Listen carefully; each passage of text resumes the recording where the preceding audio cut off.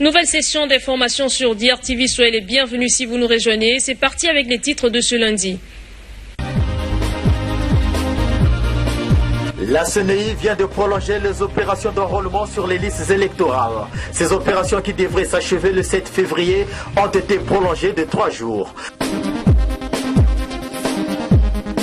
Dans l'actualité également, les enseignants prestataires de l'enseignement technique et professionnel du Congo dénoncent la mauvaise gestion du quota spécial année 2019. Ils sollicitent l'implication personnelle du ministre de tutelle pour résoudre cette question. Aussi, les enseignants bénévoles et prestataires rassemblés autour de la plateforme dénommée CEDEP menacent d'aller en grève si leur quota d'intégration à la fonction publique n'est pas publié par le gouvernement avant les échéances électorales. Enfin, en sport, le Maroc conserve son titre du championnat d'Afrique des Nations de football en battant le Mali 2-0.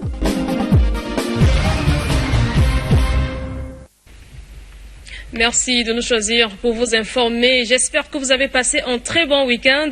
Même si les enseignants bénévoles et prestataires rassemblés autour de la plateforme dénommée Coordination des diplômés des écoles professionnelles de l'enseignement menacent d'aller en grève si et seulement si leur quota d'intégration à la fonction publique n'est pas publié avant les échéances électorales. Ces enseignants attendent aussi du gouvernement la mise en place d'un guichet unique spécial pour le traitement de leur dossier d'intégration. Suivez. Ils menacent d'organiser des sit-ins et aussi d'aller en grève si leurs revendications ne sont pas prises en compte avant les échéances électorales prévues le 21 mars prochain. Ces enseignants, rassemblés autour de la plateforme Coordination des diplômés des écoles professionnelles de l'enseignement, CEDEP en sigle, ont rendu publique une déclaration dans laquelle ils sollicitent de la part du gouvernement la publication des quotas de recrutement à la fonction publique 2020-2021. Ces enseignants attendent aussi du gouvernement la mise en place d'un guichet unique spécial pour le traitement de leur dossier d'intégration. Vu le discours du président de la République du 17 décembre 2019, prononcé devant le Parlement réuni en congrès, annonçant l'intégration à la fonction publique de près de 2000 enseignants sortis des écoles de formation. Volonté réitérée en décembre dernier devant les deux chambres en congrès. Vu la léthargie scandaleuse dans la notification et la publication des quotas d'intégration à la fonction publique, nous, la coordination des diplômés des écoles professionnelles de l'enseignement, exigeons du gouvernement le respect strict du protocole d'accord du 27 septembre 2018, la finalisation de la publication de tous les textes d'intégration du quota spécial campagne 2019 au journal officiel d'ici le 20 février 2021. La notification et la publication des quotas 2020 et 2021 d'ici le 15 février 2021. La mise en place du guichet unique pour rendre opérationnel et rapide le traitement des quotas 2020 et 2021. Le paiement de 4 mois de bourse, notamment octobre, novembre, décembre 2020 et janvier 2021. L'affectation de tous les finalistes non enrôlés avant la rentrée scolaire 2021-2022. Le non-respect de ces exigences nous contraindrait à observer amplement des sit-ins à la vice-primature aux charges, entre autres, de la fonction publique et au ministère des Finances, suivi d'une grève générale sur l'ensemble du territoire national. Il est à noter qu'à l'issue de cette rencontre, tous les bureaux de promotion des diplômés des écoles professionnelles de l'enseignement de 2013 à 2019 ont été présentés.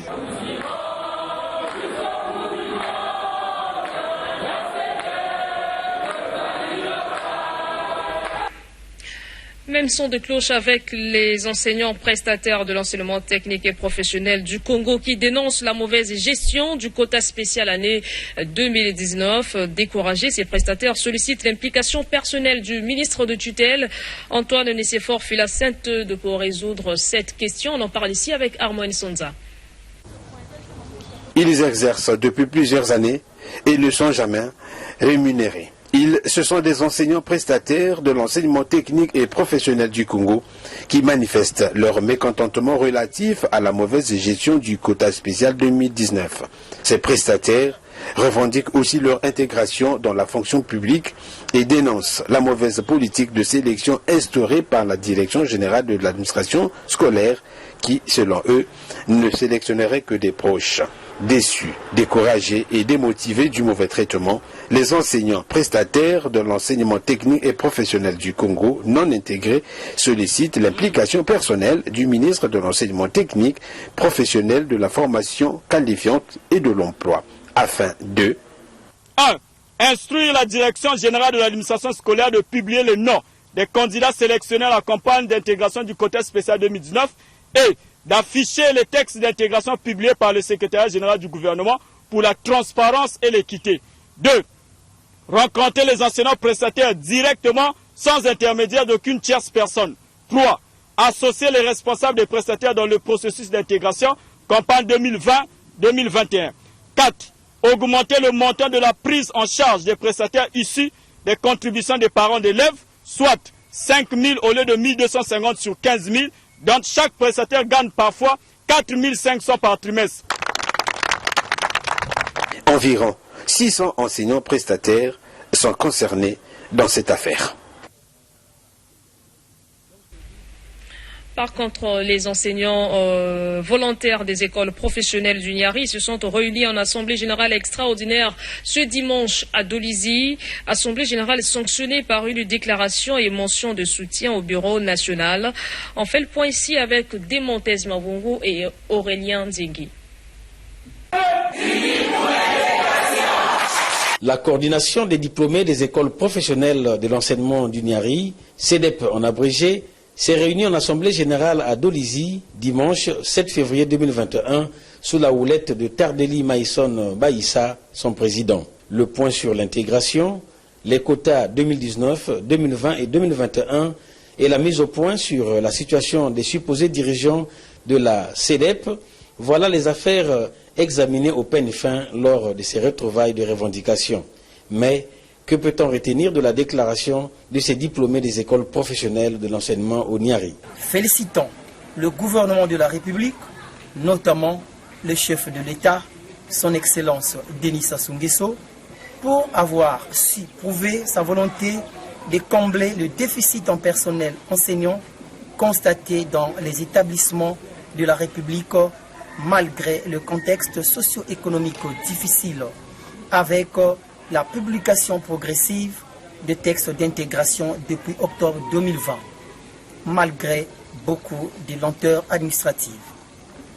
Suite à cette léthargie, la CEDEP au Niari associe sa voix à celle du Bureau exécutif national pour demander au gouvernement de la République de diligenter le traitement des dossiers restants du quota spécial 2019, notifié et publié d'ici le 15 février 2021 les quotas 2020 et 2021 afin d'apaiser et rassurer toute la communauté éducative. Par la suite, Noria Osseré Eloko, enseignante volontaire au Niari, a lu la motion de soutien au bureau exécutif national.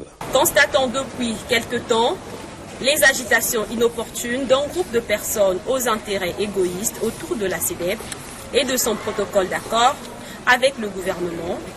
Protocole d'accord pourtant critiqué au départ par ces mêmes personnes, le bureau de la CEDEP Niari et sa base condamnent avec la dernière énergie cette attitude opportuniste et égoïste et réitèrent leur soutien indéfectible au bureau exécutif national. Le seul bureau officiellement reconnu par les autorités de la République pour la défense des droits et intérêts des enseignants volontaires, dits finalistes. Par ailleurs, les enseignants volontaires du Niari félicitent les dirigeants de la CEDEP pour tout le travail abattu fait à Dolisie le 7 février 2021 pour la CEDEP Niari. Les mouvements d'étudiants du Congo ne parlent visiblement pas le même langage pendant que l'intersyndicale invite à la grève. De son côté, le MEC demande aux étudiants de renouer avec les chemins des facs. Suivez plutôt cette déclaration rendue publique à Bayardel ce dimanche. le MEC et l'ULECO informent les étudiants et les nouveaux bacheliers que la rentrée académique 2020-2021 aura bel et bien lieu le lundi 8 février 2021 à 7 h. Ils appellent tous les étudiants et nouveaux bacheliers de se rendre massivement dans leur établissement orienté et respectif. Les deux structures exhortent les responsables d'établissement et des sections à assurer la réussite effective de cette rentrée académique tout en respectant les mesures barrières. En sus, au regard des problèmes qui sévissent les étudiants, le MEC et l'ULECO rassurent ces derniers que les négociations entre les autorités et les deux structures sont en cours et le dialogue reste permanent. En définitive, ils appellent à tous les étudiants de maintenir un climat de paix et de sérénité dans tous les établissements. Dans la suite de ce journal, l'État congolais vient de déployer une première vague de médecins nouvellement formés à Cuba. Ils sont plus de 200 médecins qui passeront un stage d'imprégnation de 8 mois dans les formations sanitaires de Pointe-Noire, d'Olizi, Kayi, Oyo et Owando. Les reporters ont assisté à leur départ ce lundi au ministère de la Santé et de la Population. Et c'est un reportage de Donat de Goma et Henri Mavambo. L'on se croirait pour la circonstance dans une gare routière. Mais non, nous sommes juste dans l'enceinte du ministère de la Santé pour assister au déploiement dans les départements de la première vague de 262 médecins qui ont achevé leur formation à Cuba. À ceux-ci s'ajoutent les médecins de la 36e promotion de la faculté des sciences de la santé et d'autres médecins formés dans d'autres pays. Après quelques consignes d'usage données par la ministre de la Santé, qui d'ailleurs leur a souhaité bon vent dans leur stage d'imprégnation, qui va durer 8 mois dans les formations sanitaires de la République du Congo, c'est le grand départ. Quelques bénéficiaires n'ont pas tari d'éloges. C'est un sentiment de fierté, mais aussi de responsabilité, parce que nous sommes conscients que nous aurons la vie des gens, en commun, il faudrait sauver des gens. Donc, nous devons tout simplement dire merci au gouvernement d'abord, et aussi nous battre à rendre fier le gouvernement en fait. Premièrement, je dirais que c'est un soulagement aussi pour moi, parce que ça fait de cela quasiment 5 mois que je suis ici. C'est ce qu'on attendait, et aujourd'hui, le gouvernement au moins a pensé à nous, à ce que nous soyons déjà en stage, et là on va démarrer avec nos stages. On va essayer de faire le maximum que nous avons appris à Cuba, et on va mettre nos connaissances à la portée de tout le monde. Même son de cloche du côté de quelques parents qui ont accompagné leur progéniture. Ces derniers ont loué les efforts du gouvernement de la République qui a tenu ses promesses. Les formations sanitaires de Pointe-Noire, d'Olizi, Kayi, Oyo et Owando accueilleront ces médecins qui ont été dotés d'un kit complet composé de matériel de première nécessité pour la pratique médicale. Bien avant le top du départ, le directeur général de l'administration et des ressources humaines du ministère de la Santé a précisé qu'il a été mis en place un système de mentorat composé de 48 médecins spécialistes en gynécologie obstétrique, chirurgie, pédiatrie et médecine. Il s'y est de rappeler que les 48 monteurs qui constituent un pôle de personnel qualifié et expérimenté assurera le suivi sur le terrain des stagiaires selon un programme de rotation bien établi. Et lorsque le départ est donné, quelques retardataires ont failli rater le voyage. Pour les médecins de leur acabit, ce genre de retard n'est pas encouragé, car cela peut coûter une vie humaine. L'École supérieure de gestion et d'administration des entreprises, SGAE en sigle, respecte scrupuleusement le protocole sanitaire édicté par le gouvernement de la République. La désinfection se fait de façon régulière dans cet établissement. Dimanche encore, cette école a été désinfectée. Regardez ce reportage de Morel Mabélé. Il Il est 10h30 quand l'équipe de désinfection du centre d'hygiène et de la promotion de la santé de Brazzaville franchit le portail de l'école supérieure de gestion et d'administration des entreprises ESGAE. Quelque temps après, les techniciens passent à l'œuvre. La cour, les salles de classe, les bureaux, les amphithéâtres, la bibliothèque et les toilettes sont désinfectés. ESGAE, comme les autres établissements privés d'enseignement supérieur, lui aussi respecte le protocole sanitaire édicté par le gouvernement dans la lutte contre la Covid-19. À l'ESGAE, la désinfection se fait de façon régulière.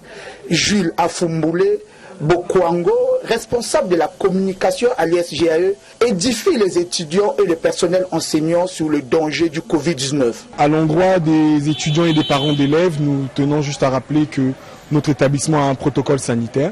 Donc ce protocole sanitaire est très clair. Ce protocole sanitaire impose le port du masque dans l'établissement tel que l'a recommandé le gouvernement. Ce protocole sanitaire impose le fait qu'il y ait des classes qui soient au maximum avec 50 voire 40 personnes au sein de notre établissement. Donc nous voulons aussi réitérer aux parents que l'ESGAE s'engage à vraiment assurer la sécurité sanitaire avec cette pandémie des étudiants qui sont au sein de notre établissement. Landry Oboa, superviseur de l'équipe de désinfection, exhorte toutes les structures de faire comme ESGAE. Le virus est encore là. Le deuxième année, il le fait régulièrement, c'est parce qu'il a le souci, vous voyez, de ses étudiants, de ses enseignants, de ses collaborateurs. C'est pour ça que nous demandons à celles et ceux qui nous suivent de faire autant. Ce n'est pas une magie, ce n'est pas une blague. Venez nous contacter et on viendra travailler chez vous. L'USGAE est un établissement privé d'enseignement supérieur qui forme les cadres de haut niveau dans le domaine des sciences de gestion. Cette école est membre à part entière du Conseil africain et malgache pour l'enseignement supérieur CAMES. Pour rappel, ESGAE a été créé en 1993 par le professeur Armand Roger Makani. Former un grand nombre de personnes aux techniques de premier secours sur les gestes qui sauvent. Voici entre autres objectifs que se fixe la Direction générale de la sécurité civile. Vous le savez, cette structure avait lancé une campagne de formation depuis l'année passée dans l'intérêt d'avoir dans chaque famille un secouriste, mais stoppé par la venue du coronavirus. C'est ce week-end que cette campagne de sensibilisation a été relancée sous la supervision du commandant territorial de la sécurité civile de Brazzaville, le colonel Jean-Bernard Boyangas. Les détails avec Irma Okonzio. Au total, plus de 100 personnes volontaires réparties en 2 vagues ont bénéficié de cette formation de 4 heures de face-à-face pédagogique. Ce, en vue de donner à chaque participant quelques rudiments nécessaires sur les gestes qui sauvent. L'objectif de cette formation de masse est d'avoir dans chaque famille un secouriste. Cette formation d'une journée qui était plus pratique que théorique a permis aux participants d'être capables de sauver une vie en cas d'urgence, comme l'indique d'ailleurs Francis David Nyamikana. Le commandant de police et responsable de formation au sein du commandement de la sécurité civile revient sur les motivations de cette formation. Et il était question que dans chaque famille, qu'il y ait au moins un secouriste. Parce qu'on a compris qu'en amont, lorsque nous arrivions, parfois les gestes que la population est en train de réaliser, c'est des gestes inadéquats, des gestes qui ne cadrent pas avec l'urgence. Et dans cette optique, il était question que la population, qui est le premier citoyen, qui est le citoyen, c'est-à-dire le citoyen qui fait partie de la chaîne de secours, donc le premier maillon de la chaîne de secours, qu'il puisse être armé de ses connaissances, afin que lorsqu'il y a une situation d'urgence, qu'il soit en connivence avec nous et que lui serait capable en ce moment-là de prodiguer d'éviter la naissance plutôt le suraccident, prodiguer les gestes de premier secours et alerter les sapeurs-pompiers 118. Et la chaîne de secours devait maintenant ce moment-là être déclenchée. Protection, appréciation de l'état de la victime, des gestes de secours sont parmi les sous-thèmes que ces volontaires ont pu bénéficier. Ici est de noter que cette formation de masse s'inscrit dans le cadre de la Journée mondiale de la protection civile, célébrée le 1er mars de chaque année. À l'occasion, la sécurité civile avait lancé une campagne de sensibilisation le 1er mars 2020 dont le thème retenu était la protection civile pour un secouriste dans chaque foyer. Après Brazzaville, les projecteurs seront orientés dans les autres départements du pays pour la même formation. Dans l'actualité, retenez également que les opérations d'enrôlement sur les listes électorales sont prolongées jusqu'au 10 février prochain. C'est ce que ressort des échanges entre le président de la CNI avec les membres de la dite commission. Ces opérations qui devraient donc s'achever le 7 février dernier. Le 7 février vont donc se poursuivre pendant au moins 3 jours. Regardez. 3 jours de plus ont été accordés aux agents de terrain de la CNI pour finaliser les opérations d'enrôlement sur les listes électorales. Une décision du ministère de l'Intérieur et de la décentralisation qui intervient après le rapport de ces agents un jour avant la date butoir du 7 février 2021. Déclaration faite par Henri Bouka, président de la CNI, devant la presse nationale et internationale. Henri Bouka rassure que les opérations d'enrôlement se poursuivent bel et bien. Il affirme que plus de 80 000 compatriotes se sont déjà enregistrés sur les listes électorales. Et depuis hier, sur le rapport que la Commission a fait à M. le ministre, eh bien ce dernier a décidé, avec raison, de reporter la fin des opérations de collecte des renseignements au 10 février. À la date d'aujourd'hui, nous pouvons dire que les opérations se déroulent très bien. Très bien dans les 123 circonscriptions administratives que compte notre pays. Du 4 février, nous avions au total 80 028 inscrits, nouveaux inscrits, qui viennent s'ajouter aux électeurs qui figurent de manière permanente sur nos listes électorales. Déclenché le 23 janvier dernier, c'est ce mercredi 10 février que prendront fin les opérations d'enrôlement sur les listes électorales sur toute l'étendue du territoire national. Et puis le président du Conseil supérieur de la liberté de communication, Philippe Mvo, était ce lundi à la CNI pour s'imprégner du processus électoral. Il faut le dire qu'à l'approche des élections, plusieurs personnalités visitent cette structure d'organisation des élections. Le président de la Commission nationale électorale indépendante a aussi échangé ce lundi avec le conseiller en paix et développement Auguste Thibon. Un reportage de Bernie Dassitou et Chanel Kifouni. Pour les partis politiques et les candidats, les actes préparatoires à l'élection présidentielle de mars prochain constituent une étape. Il s'agit de la période au cours de laquelle ils sont le plus actifs et le plus visibles dans les médias et où ils établissent les contacts les plus étroits avec un grand nombre d'électeurs. Le Conseil supérieur de la liberté de communication, chargé de veiller au bon exercice de la liberté de la presse, est allé se faire une idée sur le déroulement du processus électoral en cours auprès de la Commission nationale électorale indépendante, organe chargé de superviser la mise en œuvre des procédures électorales. Je suis venu parler communication avec le président de la CNI, parce que dans le processus électoral, la CNI joue un rôle très important. Et donc tous les autres partenaires ne peuvent pas évoluer autrement qu'en se rapprochant de la CNI pour mieux s'imprégner du mécanisme électoral qui est en cours. Et nous, au niveau des médias, vous aussi avec moi, parce que je ne travaille pas sans vous. Au niveau des médias, donc, je me vois obligé, toujours et toujours, de me rapprocher de la CNI pour mettre de mon côté tous les éléments possibles afin de mieux vous préparer aussi à la couverture de toutes les activités liées aux élections. Tout, sinon presque, se met en musique pour une couverture médiatique réussie de l'élection présidentielle du 21 mars prochain. La CNI, appelée à collaborer avec toutes les parties prenantes, a aussi ouvert ses portes aux conseillers en paix et développement des Nations Unies, avec qui le processus électoral en cours a été également évoqué. Le président nous a donné l'information. Je pense que tout ce qu'il nous a dit. Personnellement, nous avons compris comment les choses se déroulent sur le terrain et nous avons aussi échangé avec lui sur les étapes à venir. Donc, il n'y a pas eu, c'est pas vraiment une réunion, une grande réunion, mais c'était beaucoup plus pour comprendre comment les choses se passent.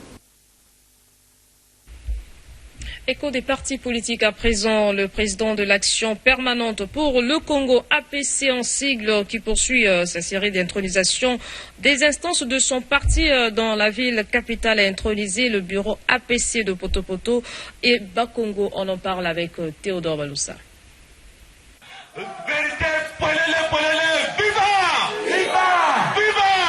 Avant de s'en aller dans le département du Poul, le président national de l'Action permanente pour le Congo a intronisé dimanche 7 février le bureau communal APC de Bakongo. Le bureau mis en place, qui servira de croix de transmission entre la base et la présidence du parti, est présidé par Mesmin Mizil. Dans l'échange interactif, le président Rodrigue Malanda Samba, alias La Peta, est revenu sur la candidature de Denis Sassou Nguesso. 3 raisons, dit-il, militent en sa faveur. La gestion avec doigté de la crise économique et financière, la gestion également de la crise sanitaire liée au coronavirus, avec pour conséquence le taux de létalité, c'est-à-dire le nombre de morts le plus bas au monde concernant le Congo, et surtout la paix retrouvée dans le pays. Au sortir des échanges, les militants et sympathisants APC Bakongo ont pris cet engagement. Nous, militants et sympathisants d'Action permanente pour le Congo, de Bakongo, saluons la candidature de son Excellence Denis Sassou Nguesso à l'élection présidentielle du 21 mars 2021. Et nous nous engageons à le soutenir aux urnes pour une victoire dès le premier tour. Rodrigue Malanda Samba a naturellement pris acte de cet engagement et face à la presse, le président de l'APC est revenu sur l'objet de ces retrouvailles. Ce que je suis venu leur dire, c'est ce que j'ai dit ailleurs, mais avec des mots concernant Bakongo, parce qu'on se connaît suffisamment. J'ai dit que nous devons retenir que le président Sassou Nguesso continue, et derrière cela, le pays est démarré. Nous savons que tout est prêt, nous attendons juste la fin de cette pandémie de Covid pour relancer l'économie. Donc voilà, ils n'ont pas à s'inquiéter, ils savent que je suis un homme de parole, je ne mens jamais, ils le savent. Ils doivent voter pour le président Sassou Nguesso et derrière on fera en sorte que cet arrondissement, qui est l'arrondissement dans lequel vit le président Sassou Nguesso, bénéficie un peu plus de la proximité qu'ils ont du président. Alors c'est la seule candidature sérieuse à nos yeux, pas mieux, parce que en pleine crise, on peut confier le gouvernail d'un bateau à un apprenti. Non, c'est pas le moment. Qu'ils attendent que le président Sassou remette le pays à flot, et puis à ce moment, ils pourront se présenter. Pour le moment, ils vont venir nous trouver des raisons. Ah bon, j'ai pas réussi, parce qu'il y avait tel problème, je ne savais pas, parce que nous avons vécu ça avec le président du Soudan. La veille, c'est-à-dire samedi 6 février, le même rituel a été observé à Poto-Poto, où le bureau APC du 3e arrondissement de Brazzaville a été également mis en place. Là aussi, un engagement ferme a été pris à soutenir le candidat Denis Sassou Nguesso dans la bataille électorale de mars 2021. Le bureau communal APC Poto-Poto s'engage énergiquement à convaincre et drainer une foule bigarrée des militants et sympathisants de Poto-Poto à voter massivement pour le camarade Denis Sassou Nguesso à la première heure et dès le premier tour du scrutin. Précisant que le président de l'Action permanente pour le Congo entame sa tournée dès ce lundi 2 février dans le département du Poul, une tournée qui l'emmènera à Banzanunga, son village natal, à Kinkala, à Luingi, à Boko et à Lumu. La peta, la peta, la peta, la peta. Le candidat du parti politique Alliance Mabio Mavungu Zinga, désigné à l'unisson candidat à la présidentielle de mars prochain, ne participera plus à cette compétition électorale. Décision émanant du candidat lui-même et de sa direction politique. Les détails avec Jean-Pierre Février et Héritier Itoa.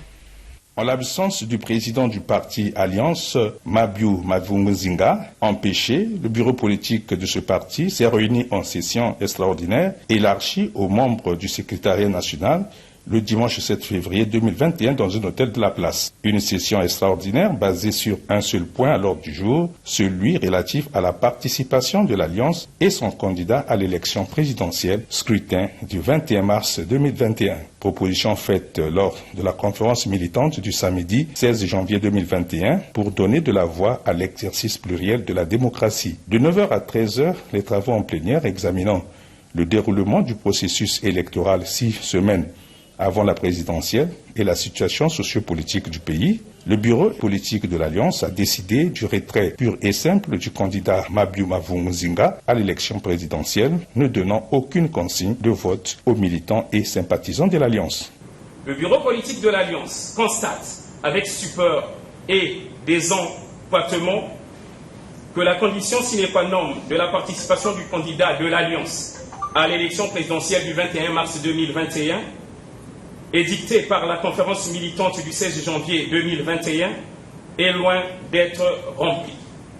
Elle ne dispose pas, de ce jour, des moyens internes pour assurer une couverture nationale du scrutin, afin d'obtenir le cas échéant les résultats réels issus de tous les bureaux de vote et s'assurer en même temps de la fiabilité ou non des opérations électorales sur l'ensemble du territoire national. En conséquence, Alliance et son candidat ne participeront pas à l'élection présidentielle du 21 mars 2021. Aucune consigne de vote ne sera donnée aux militants et sympathisants de l'Alliance. La direction politique de l'Alliance souligne en son attachement à la participation et à l'organisation des élections crédibles, démocratiques, libres, transparentes, équitables, apaisées, acceptées et reconnues par tous. Propos d'un communiqué de presse étayé par la locution de clôture de la session du vice-président de l'Alliance, Godefroy Dibakissa. Mais notre participation était assortie d'une condition clairement édictée par la conférence militante. Et mission avait été donnée à la direction politique justement de suivre et de conduire les conditions de la mise en œuvre de cette condition pour que notre participation soit certaine et définitive. Convoqués à cet effet aujourd'hui, ensemble, nous avons apprécié très objectivement, très sereinement et en toute responsabilité que les conditions ne sont pas réunies pour que l'Alliance puisse participer justement à cette élection présidentielle de mars 2021. Une décision d'un communiqué de presse de haute facture du bureau politique qui prend date pour réaffirmer le respect de l'Alliance aux idéaux de la démocratie participative et d'un système électoral transparent. Alliance. Liberté, justice, fraternité. Alliance. Liberté, justice, fraternité. En culture, retenez que Raphaël Nkoukou et Germain Kouba, deux chefs cuisiniers, sont les lauréats de la 4e édition du Persil d'Or. L'événement est organisé pour récompenser les cuisiniers et pâtissiers qui se sont distingués courant l'année dans le domaine de la gastronomie. À cause de la pandémie à Covid-19, l'événement n'a pas été célébré en grande pompe comme les éditions précédentes. Mais avec les moyens du bord, la 4e édition de Persil d'Or s'est tenue grâce à l'appui de quelques partenaires. Persil d'Or a été créé non seulement pour récompenser les cuisiniers qui se sont distingués courant l'année dans le domaine de la gastronomie, mais aussi encourager les jeunes à s'intéresser à la cuisine afin d'assurer le relais. 2 chefs cuisiniers ont été honorés à cette cérémonie de remise de prix 4e du genre. Il s'agit de Raphaël Nkoukou, un vétéran de la pâtisserie, et Germain Koumba, pâtissier à la citronnette de Pointe-Noire. Boris Songesa, l'un des organisateurs de l'événement, congratule les récipiendaires. C'est une récompense pour nous qui est mise en place pour essayer de voir, d'accepter les talents de celui ou celle qui a travaillé pendant 10, 20, 40 années. On ne va pas récompenser quelqu'un qui a fait 4 ans, non. C'est juste pour montrer à celui qui est encore à 4 années, s'il veut atteindre celui qui a 50 années, voilà quelles sont les démarches qu'il doit suivre. Donc, quand nous donnons le persil d'or, c'est juste une manière, une façon de demander, une façon de montrer à celui ou celle qui a excellé à un temps donné, de dire, bon, d'avoir une pensée positive, négative pour arriver à un point H. La 4e édition de Persil d'or s'est tenue sous le signe de paix et d'amour. En sport, le Maroc conserve son titre du champion d'Afrique des Nations de football, et ce suite à sa belle victoire contre le Mali, 2-0. C'est le score qui a sanctionné le match final âprement disputé. Commentaire de Evrat Kasumba. La meilleure qu'il fallait donner.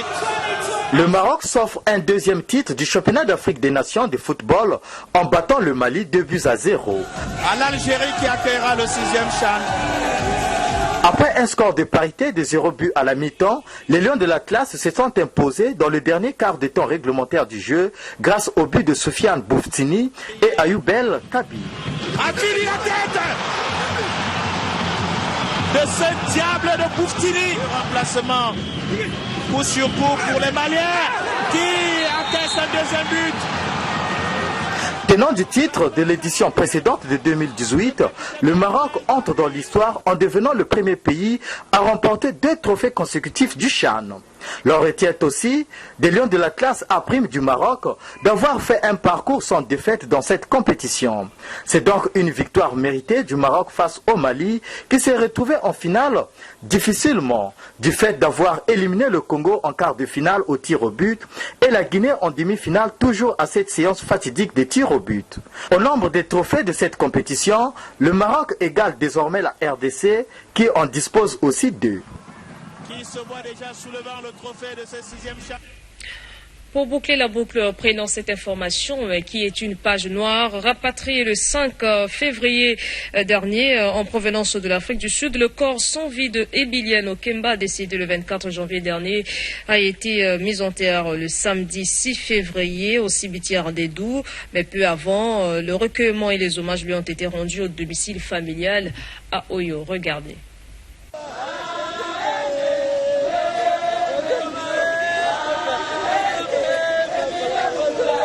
Vendredi 5 février 2021, aéroport de Lombo.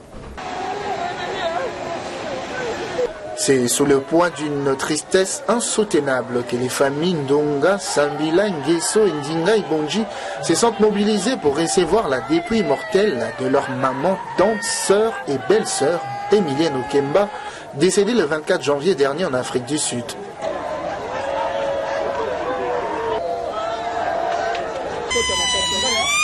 Direction ensuite la résidence familiale des Doubs où le corps sans vie de Emilienne, la cadette bien-aimée du contre-amiral Jean-Dominique Okemba, sera exposé. Sur place, les familles et leur patriarche, Maurice Nguesso, ainsi que les amis qui partagent avec eux la douleur de la disparition des Nyansini de son petit nom, lui ont rendu un hommage mérité.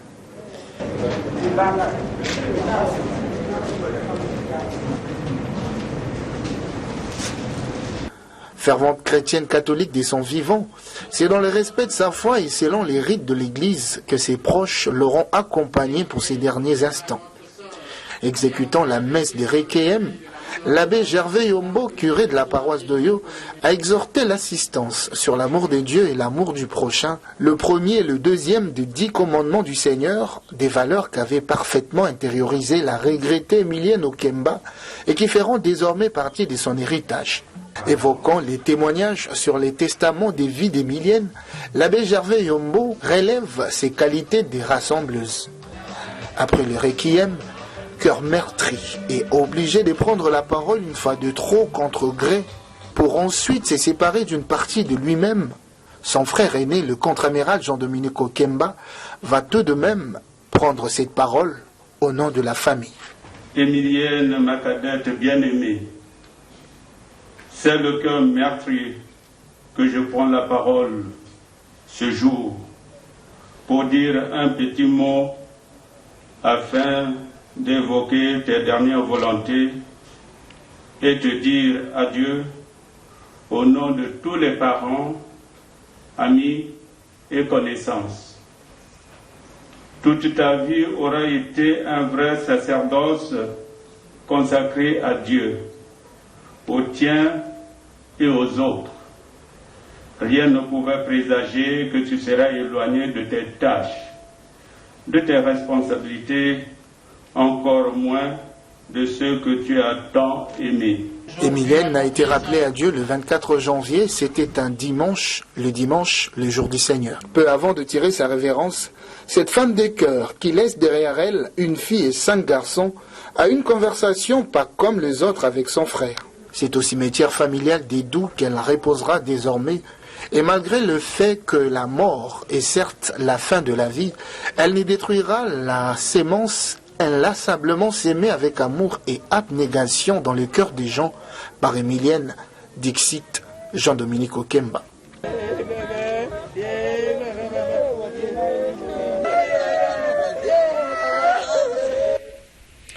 Ainsi s'achève cette édition du journal. Merci de l'avoir suivi. Portez-vous bien. Bon début de semaine à toutes et à tous.